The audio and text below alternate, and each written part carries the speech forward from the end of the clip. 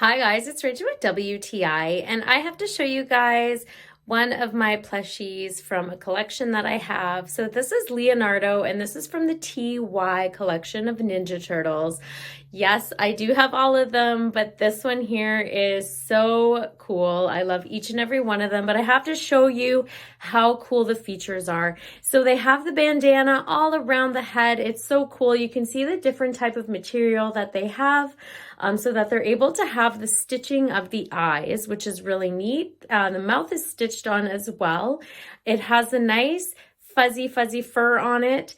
And if you see the arms, he's got all of his wraps around his arms and his legs. So this is going to be plastic feature.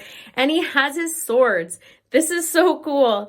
It's really cute. It's made of felt. You can see that he does have his logo on his belly, and he looks just like a turtle with his stomach, and he has the shell in the back. There is beading in the butt, which is kind of cool because then you're able to sit him down, and he's able to not topple over as much as normally they usually do. It gives it a little bit of weight on the bottom, and that's a feature that I really like about these TYs. So this is my beautiful Leonardo. I'm so happy to have him with my collection, but that's just my point of view.